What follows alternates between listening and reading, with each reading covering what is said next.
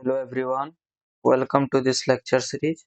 तो modern physics के आज के इस लेक्चर में आज हम पढ़ेंगे बोहर्स एटॉमिक मॉडल की, जो रेडियस, वेलोसिटी और एनर्जी कैलकुलेशन होता है उसको आज हम देखेंगे कि कैसे जो एटम का जो डिफरेंट डिफरेंट ऑर्बिट होता है उनका रेडियस निकाल सकते हैं, कैसे इलेक्ट्रॉन का वेलोसिटी निकाल सकते हैं और कैसे सेल और ऑर्बिट का एनर्जी निकाल सकते हैं।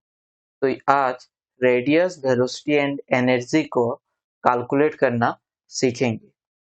इसका जो पहला वाला लेक्चर था वहां पे हम किस चीज के बारे में पढ़े थे? बोहर्स पोस्टुलेट के बारे में पढ़े थे कि बोहर्स एटॉमिक मॉडल का जो पोस्टुलेट होता है वो क्या क्या होता है, वो वहां पे पढ़े थे। तो आज पहले हम कैलकुलेट करेंगे रेडियस को, कि रेडियस को कैसे कैलकुलेट किया जाता है। तो आज पहले कैलकुलेट करेंगे radius of orbit, radius of orbit of an atom.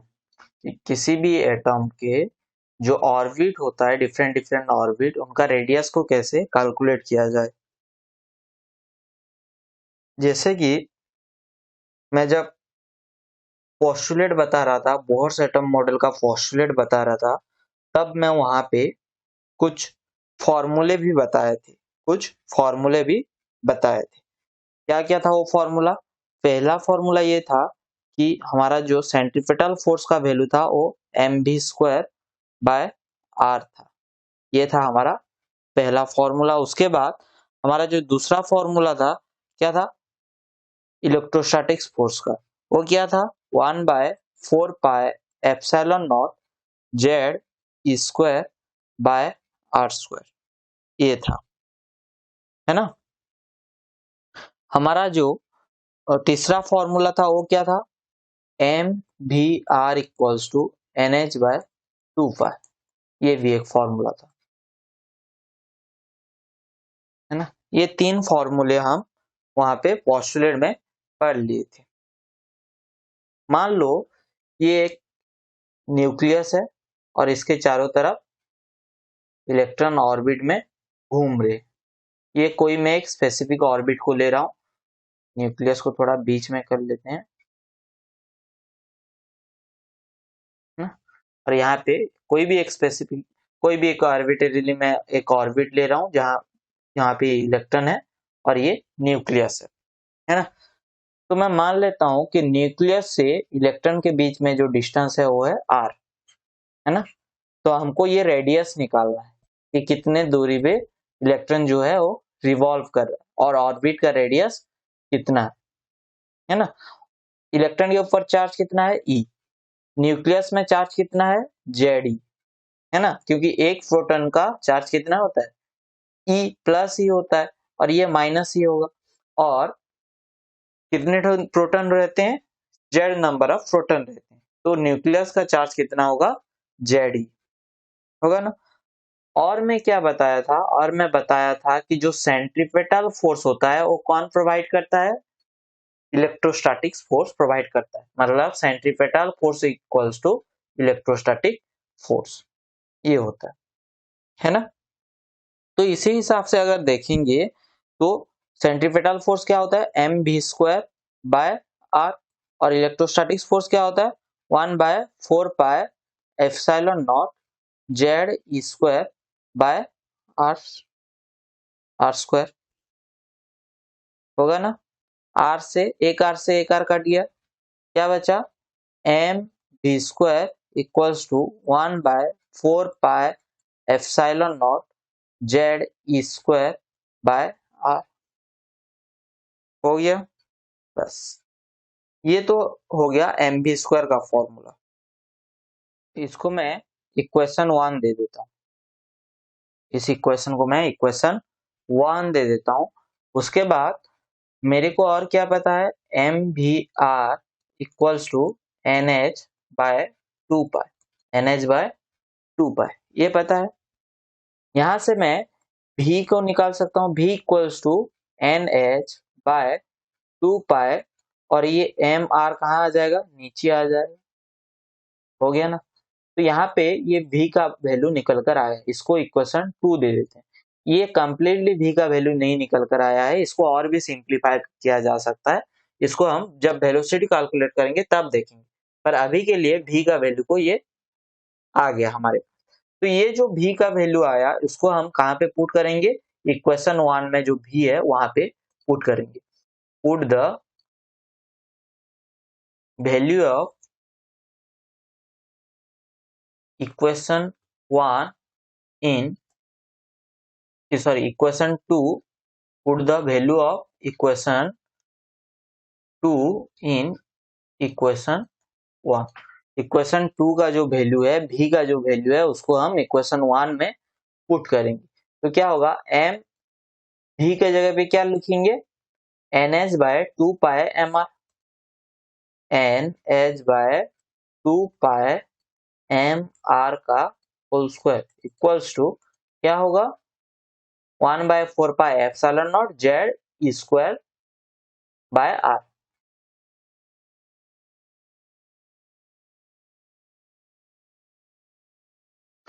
तो यहाँ पे हम लिखेंगे 1 by 4 pi epsilon naught Z square by R. हो गया बस। अभी हम क्या करेंगे, इसको सिंप्लीफाई करते हैं। M N square S square by 4 pi F 4 pi sorry pi square M square R square. उसके बाद equals to 1 by 4 pi epsilon naught Z square by R. यहाँ फिर एक आर से दूसरा आर कट जाएगा, तो क्या बचा, M N square S square by, यहाँ देखो 4 से 4 कट जाएगा, पाई से एक पाई कट जाएगा, तो क्या बचा, pi M square R equals to Z square by epsilon naught, है ना, बच गया। अब यहाँ पे हमको क्या कैलकुलेट करना है, आर। तो आर को हम एलएचएस में रखेंगे, आर को हम यहाँ पे एलएचएस में रखते हैं, बाकी सबको आरएचएस में ले जाते हैं। तो क्या होगा, क्या होगा, इसको अगर हम अ, तो ये आर वाला टर्म को हम एलएचएस में रखते हैं, 1 बाय आर को, बाकी सबको आरएचएस में ले जाते हैं। तो क्या होगा, Z square pi M M square divided by M N square S square epsilon naught, होगा ना। यहाँ एम से ये एम कट जाएगा, एक एम कट जाएगा, तो क्या बचा, 1 by R equals to Z square pi M divided by N square S square epsilon naught. अगर 1 बाय आर इक्वल्स टू इतना हुआ तो आर इक्वल्स टू कितना होगा, ये उल्टा हो जाएगा, तो ऊपर हो जाएगा R equals to N square S square epsilon naught divided by pi M Z square. क्या होगा, pi M Z square, R equals to ये आ जाएगा, है ना। तो ये जो फॉर्मूला निकल कर आया ये है आर के लिए, और ये फॉर्मूला बहुत इंपॉर्टेंट है ना। ये फॉर्मूला बहुत इंपॉर्टेंट जनरल फॉर्मूला है ये किसी भी एटम का हम किसी भी ऑर्बिट को का रेडियस हम निकाल सकते हैं, है ना। तो यहाँ पे ये जो n है वो क्या है, क्या है, principal quantum number, principal quantum number, है ना। h क्या है, Planck's quantum number, Planck's quantum number. और z क्या है, नंबर ऑफ प्रोटॉन और एटॉमिक नंबर, है ना। तो हम अगर यहाँ पे यहाँ पे हम देख सकते हैं कि जो h का वैल्यू है, एप्सिलॉन नॉट का वैल्यू है, पाई का वैल्यू है, m और e, इन सब का वैल्यू फिक्स्ड है। कौन कौन सा वैल्यू फिक्स्ड है? h का वैल्यू, एप्सिलॉन नॉट का वैल्यू, m का वैल्यू, पाई का वैल्यू और e का वैल्यू, ये सब क्या है? फिक्स्ड है। ये सब वैल्यू क्या है? फिक्स्ड है। तो इन सब का वैल्यू को हम यहाँ पे अभी पुट करते हैं। तो r, यहाँ पे हम सबका वैल्यू को पुट करते हैं। तो r इक्वल्स टू क्या होगा? n स्क्वायर इंटू h का वैल्यू कितना है? h का वैल्यू कितना होता है? 6.62 इंटू 10⁻⁻34 होता है ना। एप्सिलॉन नॉट का वैल्यू कितना होता है? एप्सिलॉन नॉट का वैल्यू 8.85 इंटू 10⁻⁻12 है ना। और नीचे क्या बचा? Pi M Z square. पाई का वैल्यू कितना है? 3.141 है ना। एम का वैल्यू कितना है? मास ऑफ इलेक्ट्रॉन, एम क्या है? Mass of electron 9.1 into 10⁻⁻31 kg। और जेड का वैल्यू तो हमको पता नहीं है, जेड वैसे ही वेरिएबल रहेगा। और ई का वैल्यू कितना है? 1.6 इंटू 10⁻⁻19 कूलम। और ये स्क्वायर में है, स्क्वायर है ना। और ये एस स्क्वायर भी है, ये भी एस स्क्वायर है। अभी अगर इसको हम कैलकुलेट करेंगे, इसको कैलकुलेट करने के बाद, ये सारे नंबर को कैलकुलेट करने के बाद हम यहाँ पे क्या निकल कर आएगा? क्या निकल कर आएगा? R equals to 0.53। और किसी किसी बुक में इसको 0.529 भी लिखा जाता है। इसको कोई कोई बुक में 0.59529 भी लिखा जाता है और किसी किसी में 0.53 भी लिखा जाता है। तो ये हो गया न्यूमेरिकल वैल्यू। ऊपर कितना बचा? n स्क्वायर और नीचे बचा z। समझ में आ गया? बस ये जो फॉर्मूला निकल कर आया, ये किसके लिए है? r के लिए। ये है हमारा शॉर्टकट फॉर्मूला और ये है हमारा ओरिजिनल फॉर्मूला। मतलब कभी अगर न्यूमेरिकल आ जाए, उसके बदले तुम क्या कर सकते हो कि जितना भी सारा फिक्स्ड वैल्यू है उनका वैल्यू पुट करके उसको डायरेक्ट 0.53 लिख सकते हो। और n स्क्वायर के जगह पे तुम प्रिंसिपल क्वांटम नंबर लिख सकते हो। मतलब जोन से भी रेडियस का, तुम जोन से भी ऑर्बिट का रेडियस तुमको कैलकुलेट करना है, उसी ऑर्बिट का क्वांटम नंबर लिख सकते हो। जैसे कि पहला सेल का तुमको निकालना है, पहले सेल के लिए n1 होगा, दूसरे सेल के लिए n2 होगा, है ना। तो उसको लिख सकते हो। नीचे जिस भी एटम का निकाल रहे हो उसका एटॉमिक नंबर लिख सकते हो, है ना। बस तो ये हो गया हमारा रेडियस। ये बन गया हमारा रेडियस का फॉर्मूला। जैसे कि मैं अगर हाइड्रोजन के लिए निकाल रहा हूं, हाइड्रोजन के लिए निकाल रहा हूं, तो जेड कितना होता है? जेड क्या होगा? 1 हो जाता है। जेड कितना होता है? 1 हो जाएगा। अगर मैं के सेल के लिए निकाल रहा हूं तो एन कितना होगा? 1 होगा। तो आर कितना होगा? 0.53 होगा। एल कितना होगा? N equals to 2। तो आर कितना होगा? आर कितना हो जाएगा? 2 इंटू 0.53 इक्वल्स टू कितना होगा? 2 इंटू 3 6, 2 5 0.1। ऐसे तुम निकाल सकते हो, है ना।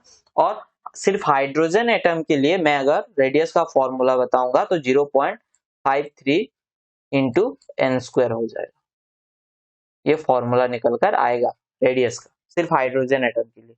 और भी एक चीज है कि ये जो बोहर्स एटॉमिक मॉडल है, ये सिर्फ हाइड्रोजन और हाइड्रोजन लाइक एटम के लिए ही था। इसको हम लिमिटेशन में पढ़ेंगे, बोहर्स मॉडल का जो लिमिटेशन पार्ट आएगा वहां पे हम पढ़ेंगे अच्छे से कि ये जो है ये सारे एटम में काम नहीं देता था, सारे एटम के लिए एप्लीकेबल नहीं था। बस हाइड्रोजन और हाइड्रोजन लाइक एटम के लिए ये एप्लीकेबल था, है ना। हाइड्रोजन लाइक एटम भी क्या होता है हम वहां पे पढ़ेंगे। तो ये हो गया हमारा रेडियस। तो रेडियस ऐसे कैलकुलेट किया जाता है। और रेडियस का फॉर्मूला क्या होता है 0.53 into n square by z, और हाइड्रोजन के लिए निकाल रहे हो तो 0.53 इंटू एन स्क्वायर। ये जो दो फॉर्मूले है इसको अच्छे से याद रखना है, न्यूमेरिकल में ये बहुत काम आएगा, ये इंपॉर्टेंट है ये दो फॉर्मूला, है ना। कोई भी एक याद रख लो चलेगा, ये याद रख लो चलेगा, और हाइड्रोजन पूछा है तो जेड की जगह पे 1 पुट कर देना, है ना। तो ये बन गया हमारा रेडियस के लिए। अब देखेंगे वेलोसिटी का फॉर्मूला, तो वेलोसिटी कैलकुलेट करेंगे। अगर हम वेलोसिटी यहाँ पे कैलकुलेट कर रहे हैं तो यहाँ पे हम v का वैल्यू यहाँ पे निकाल के रखे थे, ये रहा हमारा v का वैल्यू। तो v का वैल्यू कितना लिखे हैं, v equals to nh by 2 pi mr, nh by 2 pi mr, है ना। अभी हमको r का वैल्यू भी पता चल गया है, तो r का वैल्यू को यहाँ पे पुट कर देते हैं। तो nh by 2 pi mr into sorry यहाँ पे हम m इंटू 1 बाय r, तो r का वैल्यू को यहाँ पे पुट करेंगे तो कितना होगा nh by 2 pi m into 1 bye r का वैल्यू कितना है, r का वैल्यू हम यहाँ पे निकाल के रखे हैं n square S square epsilon naught, ये वाला वैल्यू जो जनरल फॉर्मूला था, जनरल वैल्यू था n square S square epsilon naught divided by pi m z square. तो यहाँ पे हम लिखेंगे क्या, n square S square epsilon naught divided by pi m z square. तो ये क्या बन जाएगा, v equals to nh by 2 pi m into pi m z square divided by n square h square epsilon naught. Okay, pi से pi cut गया, m से m cut गया, n से एक n कट गया, एक h से एक h कट गया, तो v का वैल्यू फाइनली कितना निकल कर आया, v equals to Z square by 2nh epsilon naught, कितना निकल कर आया Z square by 2nh epsilon ना, ये n है और ये h, ये n है और ये h, हो गया। तो ये फॉर्मूला है हमारा किसके लिए, वेलोसिटी के लिए, ये जो फॉर्मूला है ये वेलोसिटी के लिए, है ना। यहाँ पे और एक तो चीज देख सकते हैं, रेडियस के लिए फॉर्मूला क्या था, n square S square epsilon naught divided bye क्या था, हमारा था पाई m जेड स्क्वायर, पाई m जेड स्क्वायर, ये था, है ना। तो यहाँ पे हम देख सकते हैं कि जो n है, n के हिसाब से रेडियस कैसे चेंज हो रहा है, n बढ़ा रहे हैं तो रेडियस भी बढ़ रहा है, n r is directly proportional to n square, ये है यहाँ पे, है ना। n को बढ़ाएंगे तो r भी बढ़ रहा है ना, कि जितना सेल अगर बढ़ता जाएगा, सेल का नंबर अगर बढ़ता जाएगा तो उसका रेडियस भी बढ़ता जाएगा। वैसे वेलोसिटी का क्या है, v equals to Z square by 2nh epsilon naught. यहाँ पे v क्या है, इनवर्सली प्रोपोर्शनल टू n है, मतलब n अगर बढ़ाते जाएंगे तो वेलोसिटी कम होता जाएगा। तो न्यूक्लियस के पास जो ऑर्बिट होगा वहां पे इलेक्ट्रॉन सबसे ज्यादा स्पीड में मूव करेंगे, और जो बाहर में होगा सबसे बाहर वाला जो ऑर्बिट होगा वहां पे इलेक्ट्रॉन सबसे कम स्पीड में मूव करेंगे और वहां पे रिवॉल्व करेंगे, है ना। v is inversely proportional to n, v is inversely proportional to n and r is directly proportional to n square. ये जो दो चीज है इसको याद रखना, ये भी बहुत काम का चीज है और ये भी बहुत काम आता है न्यूमेरिकल को सॉल्व करने में। हमको ये अगर चीज कहीं कहीं क्वेश्चन में ऐसा पूछा जाता है कि ये दोनों फॉर्मूले अगर याद है तो हमको बहुत आसान हो जाता है फॉर्मूले को करने के लिए, है ना। उसके बाद ये तो निकल कर आ गया वेलोसिटी का फॉर्मूला, है ना, और ये आ गया हमारा रेडियस का फॉर्मूला। ये दो फॉर्मूला इंपॉर्टेंट है ना। उसके बाद यहाँ पे बहुत सारे फॉर्मूले आने वाले हैं, ये नहीं कि एक दो फॉर्मूले आ जाएगा, यहाँ पे बहुत सारे फॉर्मूले आने वाले हैं, इसको थोड़ा याद भी रखना पड़ेगा। और नहीं तो इसका जो प्रोसीजर है उसको अच्छे से याद कर लो, क्योंकि अगर एग्जाम में भी आ रहा है, बोर्ड एग्जाम में आ रहा है, तो उसको आराम से कैलकुलेट करके फाइनल जो हमारा रिजल्ट आ रहा है, फॉर्मूला आ रहा है, उसको निकाल सकते हो, कोई दिक्कत भी नहीं होगा। तो ये जो है हमारा किसके लिए निकल कर आ गया, किसके लिए निकल कर आ गया, रेडियस और वेलोसिटी के लिए, हो गया।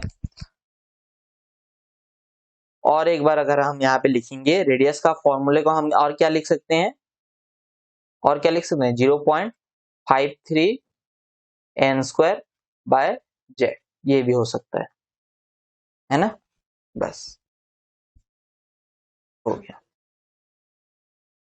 उसके बाद हम कैलकुलेट करेंगे एनर्जी को, किसको कैलकुलेट करेंगे, एनर्जी को।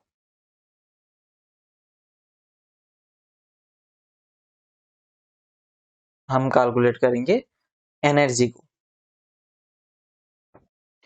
तो एनर्जी को अगर कैलकुलेट करेंगे तो यहाँ पे हमको दो टाइप का एनर्जी देखने को मिलता है, एक होता है काइनेटिक एनर्जी और एक होता है पोटेंशियल एनर्जी। तो किसी भी चीज के पास पोटेंशियल एनर्जी होता ही है, और वो अगर मूव कर रहा है तो उसके पास काइनेटिक एनर्जी भी होता है। तो पहले देखते हैं काइनेटिक एनर्जी को। इलेक्ट्रॉन यहाँ पे क्या कर रहा है, न्यूक्लियस के चारों तरफ रिवॉल्व कर रहा है, तो उसके पास काइनेटिक एनर्जी होगा और पोटेंशियल एनर्जी भी होगा। तो हम पहले देखते हैं काइनेटिक एनर्जी। ईके क्या है, काइनेटिक एनर्जी। ये क्या है, काइनेटिक एनर्जी, है ना, काइनेटिक एनर्जी। तो काइनेटिक एनर्जी का फॉर्मूला क्या है, काइनेटिक एनर्जी का फॉर्मूला क्या है, e k equals to half m v square. ये हमारा जनरल फॉर्मूला है ना, ये तो हमारा क्या है, जनरल फॉर्मूला है। यहाँ पे भी क्या है, वेलोसिटी है, भी क्या है, वेलोसिटी है। तो उसको हम वेलोसिटी का वैल्यू को यहाँ पे हम पुट कर देते हैं। यहाँ पे हम क्या करेंगे, वेलोसिटी का वैल्यू को सीधा पुट कर देते हैं, देखते हैं क्या निकल कर आता है। और हाँ, यहाँ पे हम क्या करेंगे, half m b square, m b square का वैल्यू हम पहले से निकाल कर रखेंगे कहीं पे, याद हो रहा है कि यहाँ पे हम कहीं पे एम बी स्क्वायर का वैल्यू निकाल कर रखे थे, ये इक्वेशन 1 में देखो, इक्वेशन 1 में हम एम बी स्क्वायर का वैल्यू निकाल कर रखे, तो इसी एम बी स्क्वायर का वैल्यू को हम यहाँ पे पुट कर देंगे। हाफ एम बी स्क्वायर की जगह पे क्या पुट करेंगे, इक्वेशन 1 को 1/4 pi epsilon naught Z square by are. ये कहाँ से है, फ्रॉम इक्वेशन 1, इक्वेशन 1 से आया है ना। तो ये कितना हो गया, 1 बाय, और ये इसको हम मैं अगर अच्छे से लिखूंगा तो ये क्या हो जाएगा, 1/8 pi epsilon naught Z square by are. ये हो गया हमारा काइनेटिक एनर्जी का फॉर्मूला, ये आ गया हमारा काइनेटिक एनर्जी का फॉर्मूला। और इसको ऐसे भी रख देने से चलेगा, और इसको 1/2 1/4 pi epsilon naught Z square by r, इसको ऐसे भी रखने से चलेगा। तो ये हो गया हमारा काइनेटिक एनर्जी। उसके बाद हम निकालेंगे potential energy, potential energy.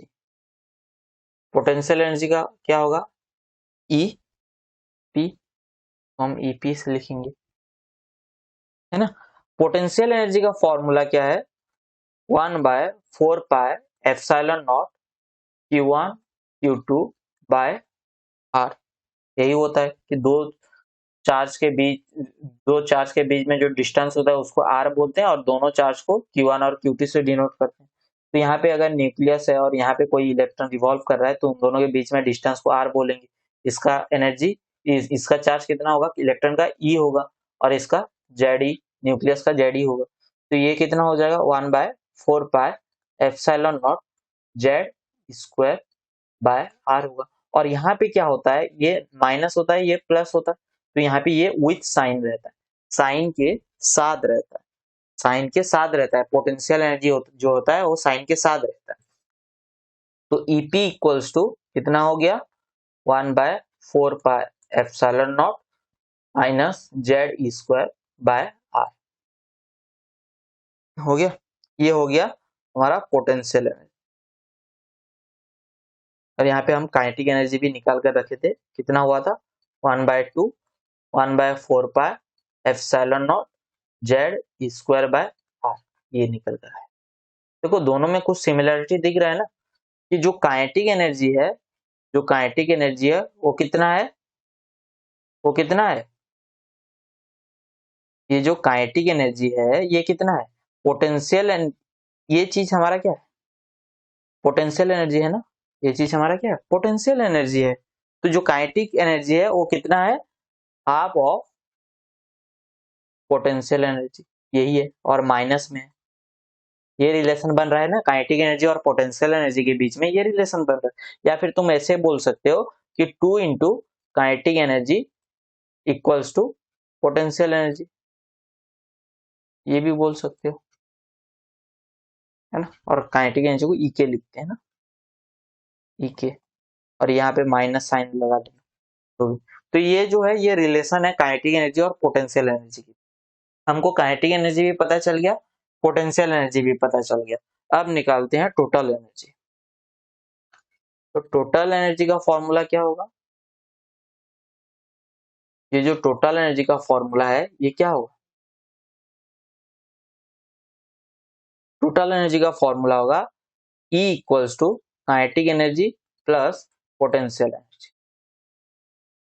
Kinetic energy कितना है, 1/4πε0 Z square by R minus 1/4πε0 Z square by R हो गया। इसको अगर हम माइनस करेंगे तो क्या आएगा, minus 1/4πε0 Z square by are, ये आ गया हमारा टोटल एनर्जी का फॉर्मूला। देखो तो ये टोटल एनर्जी जो है ये किसके जैसा दिख रहा है, ये जो टोटल एनर्जी है ये किसके जैसा दिख रहा है, हमारा जो टोटल एनर्जी है वो माइनस ऑफ काइनेटिक एनर्जी के साथ इक्वल है ना।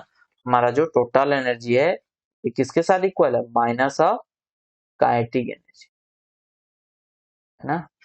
तो टोटल एनर्जी और काइनेटिक एनर्जी के बीच में रिलेशन क्या है, E इक्वल्स टू माइनस ई के। और ये इसका टोटल एनर्जी का पोटेंशियल एनर्जी के साथ क्या रिलेशन होगा, हाफ इंटू पोटेंशियल एनर्जी। तो टोटल एनर्जी होगा वो हाफ होगा, किसका हाफ होगा, पोटेंशियल एनर्जी। पोटेंशियल एनर्जी का हाफ करेंगे तो हमको क्या मिलेगा, टोटल एनर्जी मिलेगा।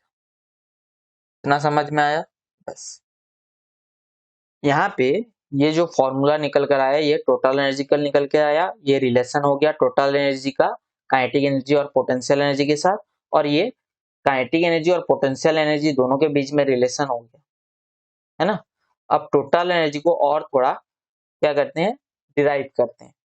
तो क्या होगा, 1/4πε0 और 1/2 बाहर है, जेड स्क्वायर बाय आर, यहाँ पे माइनस साइन है ना, माइनस साइन भी है ना, हाँ माइनस साइन भी है, और इसको मैं माइनस साइन को बाहर दे देता हूँ, माइनस, हाँ, है ना। आर का वैल्यू हमको पता है, अभी आर का वैल्यू को यहाँ पे पुट करते हैं, 1/2 4πε0 Z square divided by N square H square ε0 divided by pi M Z square, ये आर का वैल्यू था, ये किसका वैल्यू था, आर का वैल्यू था। तो इसी वैल्यू को हम यहाँ पे पुट करेंगे, तो क्या होगा 1/2 1/4 पाई एप्सिलॉन नॉट होगा ना। उसके बाद क्या होगा Z square pi M Z square divided by, ये भी इंटू होगा यहाँ पे, और n square S square epsilon naught होगा। तो ये क्या हो जाएगा, पाई से पाई कट जाएगा, पाई से पाई कट जाएगा, तो क्या बचा ऊपर, यहाँ पे माइनस साइन है, यहाँ पे माइनस साइन है, तो ऊपर बचा Z square M E four, ये Z into Z Z square M है, और E square into E square E four बचा। नीचे क्या बचा 2 इंटू 4 8 N square S square epsilon naught, N square S square epsilon naught, ये आ गया टोटल एनर्जी। तो टोटल एनर्जी का फॉर्मूला क्या हो गया, M Z square E four divided by 8 N square S square epsilon not. हो गया, ये बन गया हमारा टोटल एनर्जी का फॉर्मूला। और ये जो फॉर्मूला है किसी भी एटम के लिए है ना, हम अगर इसका हाइड्रोजन एटम के लिए निकालेंगे, for hydrogen atom, for hydrogen atom, ये क्या होगा, for hydrogen atom E equals to क्या होगा, E equals to m Z square, z square की जगह पे क्या हो जाएगा 1 हो जाएगा, क्योंकि जेड वहां पे हाइड्रोजन का एटॉमिक नंबर कितना है 1 है, तो जेड स्क्वायर कितना होगा 1 आ जाएगा, E4 divided by 8 N square S square 8 N square S square epsilon, ये हो जाएगा हाइड्रोजन एटम के लिए। इतना समझ में आया बस, है ना। तो ये है हाइड्रोजन एटम के लिए, और हमारा जनरल क्या था, En का value m z square E4 divided by 8 N square S square epsilon. तो ये जो एनर्जी है ये किसका है, ये किसका है कि किस ऑर्बिट में इलेक्ट्रॉन घूम रहा है उसी ऑर्बिट का एनर्जी है, और उसी ऑर्बिट में जो इलेक्ट्रॉन घूम रहा है उस इलेक्ट्रॉन का एनर्जी है। और यहाँ पे भी ऐसा कुछ फिक्स्ड वैल्यू हमको देखने को मिल रहा है, जैसे कि मास हो गया, इलेक्ट्रॉन का चार्ज हो गया, एच हो गया, एप्सिलॉन नॉट हो गया, ये सारा चीज हमको यहाँ पे भी देखने को मिल रहा है ना।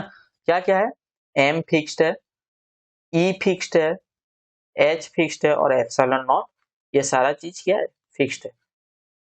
इन सब का वैल्यू हमको पता है, और इन सब के वैल्यू को हम अगर पुट करेंगे तो ये फाइनली क्या निकल कर आता है, ये फाइनली क्या निकल कर आता है, ये निकल कर आता है minus of 13.6 into z square by N square, ये निकल कर आता है, ये फॉर्मूला निकल कर, और ये जूल में नहीं इलेक्ट्रॉन वोल्ट में रहता है, किसमें रहता है इलेक्ट्रॉन वोल्ट में रहता है।